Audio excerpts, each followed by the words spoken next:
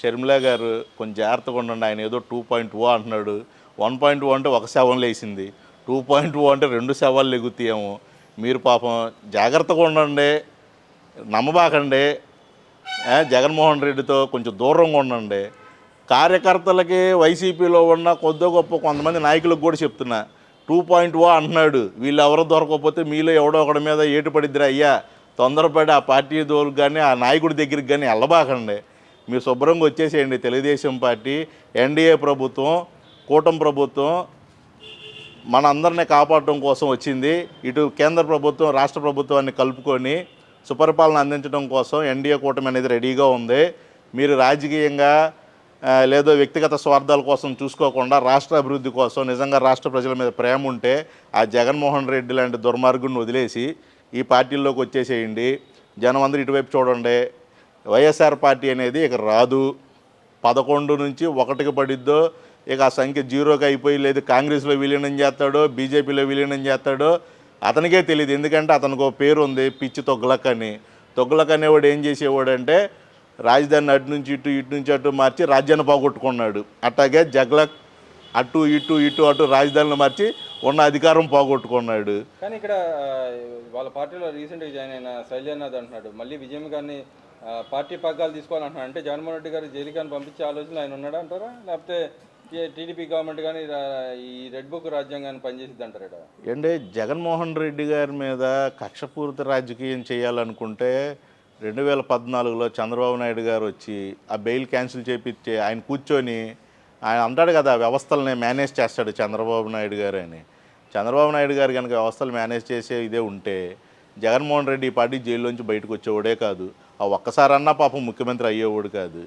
ఎందుకంటే వ్యవస్థలను నిర్వీర్యం చేసేసి ఏది రాచరిక పరిపాలన చేద్దామనే ఆలోచనలోకి జగన్మోహన్ రెడ్డి వెళ్ళి రాజారెడ్డి రాజ్యాంగం అని రాసుకొని రెడ్ బుక్ అంటే ఏంటంటే, రెడ్ బుక్ మీలాంటి తప్పుడు పనులు చేసిన వాళ్ళకే, తప్పుడు సలహాలు ఇచ్చిన వాళ్ళకే, రాష్ట్రాన్ని అడ్డంగా దోచుకున్న వాళ్ళకే, ఆఫీసర్లతో అన్యాయంగా పనిచేయించిన వాళ్ళకే, బెదిరించి భయపెట్టి పనిచేసిన వాళ్ళకే రెడ్ బుక్ అనేది ఒక శాపంలా కనబడుద్ది మీకు. ఎందుకంటే మిమ్మల్ని ఖచ్చితంగా జైలుకి పంపిస్తారు, చట్ట ప్రకారం చేస్తారు. మీ మీద కక్షపూరిత రాజకీయాలు చేయాలనుకుంటే 8 నెలలు టైం అసలు అవసరం లేదు. కక్షపూరిత రాజకీయాలు ఏమి లేవు, చట్ట ప్రకారం యాక్షన్ తీసుకుంటున్నారు కాబట్టి మీకు 8 నెలలు వచ్చింది. ముఖ్యంగా ఈ వంశీ లాంటోడిని మళ్ళీ చెప్తున్నాం, దళిత ద్రోహుల్ని మీరు క్షమించొద్దు. ఎవడైతే వీడికి సపోర్ట్గా మాట్లాడతాడో దళితులందరూ ముందు వీళ్ళని బ్యాన్ చేయండి. మన దళితులే ఒకడేమో చంపి డోర్ డెలివరీ చేస్తాడు, ఒకడేమో కారుతో గుద్ది చంపుతాడు, ఒకడేమో దళిత పిల్లల్ని తీసుకెళ్ళి రేప్ చేసి చంపుతాడు. ఇలాంటి పనికిమాలిన నాయకులు ఉన్నంతకాలం దళితులను అడ్డం పెట్టుకుని దళితులను మోసం చేసే వాళ్ళతో మీకు వద్దండి. దళితులందరూ కూడా ఆ పార్టీలు ఇంకెవరైనా కొద్దో గొప్ప మిగులుంటే అసలు బయటకు వచ్చే న్యూట్రల్గానే ఉండండి, కానీ అలాంటి మోసగాళ్ళకే దుర్మార్గులకు మాత్రం మీరు కొమ్ముగాయద్దు. కానీ ఇప్పటికీ నమ్ముతున్నారు కదా ప్రజల్లో, ఇటు పక్క ఊళ్ళల్లో కూడా నమ్ముతూ ఉన్నారు ఇంకా జగన్మోహన్ రెడ్డి మంచి చేస్తాడు, ఈ గవర్నమెంట్ అసలు ఏం చేయట్లేదు నమ్మేవాళ్ళు కొంతమంది ఉన్నారుగా. ఏంటి ఇప్పుడు మనకి వర్గాలు అయిపోయినాయండి. పార్టీ కొంత వర్గం ఉంటుంది, వాళ్ళ వైపు లేకుండా ఉండరు కదా. కొంతమంది మనుషులందరూ ఒకేలాగుంటే ఎందుకు ఉంటారు చెప్పండి. వాళ్ళకి అవగాహన లేని వాళ్ళందరూ, చదువుకోని వాళ్ళు, పాపం ఏమీ తెలియని వాళ్ళు ఏదో మోసం చేసి ఏదో పథకం ఇచ్చి చెప్పట్లో పథకం ఇచ్చి మోసం చేసే ఇలాంటి పనికిమాలిన వాళ్ళని వాళ్ళు ఎవరో నమ్ముతారు. పాపం వాళ్ళ గురించి మనం మాట్లాడుకుంటూ ఏముంటుంది. ఇక ప్రభుత్వం గురించి అంటారా, ప్రభుత్వం ఏం చేయాలో అన్ని సకాలంలో చేస్తుందండి. ఫైనల్గా చెప్పండి, ఇప్పుడు జగన్మోహన్ రెడ్డి గారు అంటున్నారు రాబోయే 30 ఏళ్ళు నేనే ఉంటాను, ఈ గవర్నమెంట్ ఈ 4 సంవత్సరాలు ఉంటుంది.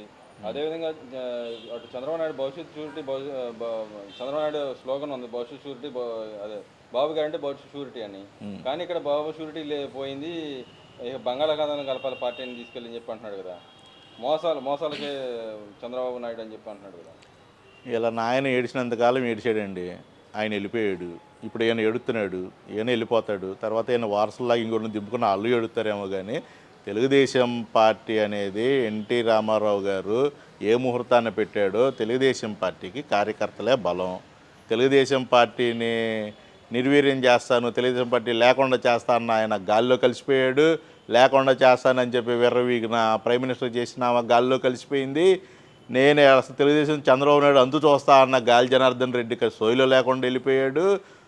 అసలు నేను తెలుగుదేశం పార్టీ అనేదే ఉండదు, నేను అటు చేసి ఇటు చేసి అని తెలంగాణలో జబ్బలు జరుచుకున్న వాడు బాత్రూంలో పడి ఇంట్లో కూర్చున్నాడు. తెలుగుదేశం పార్టీ అలాగే ఉంది, 40 సంవత్సరాలుగా ఉంది. ఇంకో 40 ఏళ్ళు తెలుగుదేశం పార్టీ ఉంటుంది. తెలుగుదేశం పార్టీని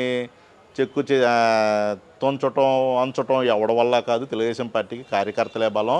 ఇంక జగన్మోహన్ రెడ్డి 30 సంవత్సరాలు ఉంటాడు, ఎక్కడ ఉంటాడు, ఇంట్లో ఉంటాడా లేకపోతే జైల్లో ఉంటాడా, అది క్లారిటీ కనుక్కోండి ముందు ఆయనకి. పాపం ఆయనకి ఎవరో స్క్రిప్ట్ ఇస్తా సరిగ్గా రాసి ఉండరు. ఆయన 30 సంవత్సరాలు ఉంటానంది జైల్లో అండి, అధికారంలోకి రాడైనా. అది ప్రతిపక్షంలో కూడా లేడండి. ఇప్పుడు మీరు మళ్ళీ ప్రతిపక్ష నాయకుడు అని కూడా అనబాకండి. జనం ఆయనకి ఇలా, ఆయన సాధారణ ఎమ్మెల్యే. అసెంబ్లీకి వెళ్ళకపోతే 60 రోజుల్లో ఆ ఎమ్మెల్యే సీటు కూడా పోద్ది, ఆ పోస్ట్ కూడా పోద్ది. మళ్ళీ అక్కడ ఎలక్షన్ పెడితే మళ్ళీ గెలుస్తే లేదో తెలియదు. ముందు అసెంబ్లీకి వెళ్ళమనండి, ఉన్న పదవిని చేసుకోమనండి. రేపు ముఖ్యమంత్రి అవుతాడో ఏమవుతాడో దేవుడు ఎరుగు. ముందు అసెంబ్లీకి వెళ్ళి నీకు ఎమ్మెల్యే ఇచ్చారు, కనీసం రాష్ట్రం అంతా వద్దండి, పులివెందుల ప్రజలు నేను గెలిపించుకున్నారు కదా, ఇంత వేవ్లో కూడా నీకు ఎంత 30,000 40,000 మెజార్టీ ఇచ్చి గెలిపించుకున్నారు. అంతకుముందు 1,90,000 వచ్చింది. ఏదో ఎగతాళి చేసావు, నువ్వు ఎగతాళి చేసిన నాయకుడు 92,000 మెజార్టీ తెచ్చుకున్నాడు. కనీసం ఊరు కాని ఊరు వచ్చి నిలబడి పనిచేసి గెలుచుకున్నాడు. నువ్వు సొంత ఊరిలో మీ నాన్న అప్పచెప్పిన ఏరియా అది, అందులో ముక్కుతా ఏదో గెలిచావు. అదన్నా నిలబెట్టుకో. ముందు ఎమ్మెల్యే నిలబెట్టుకో, రేపు ముఖ్యమంత్రి దేవుడు ఎరుగు. ముందు నువ్వు నిలబడాలిగా, నీ వెనకాల నిలబెట్టాలంటే నువ్వు నిలబడాలిగా.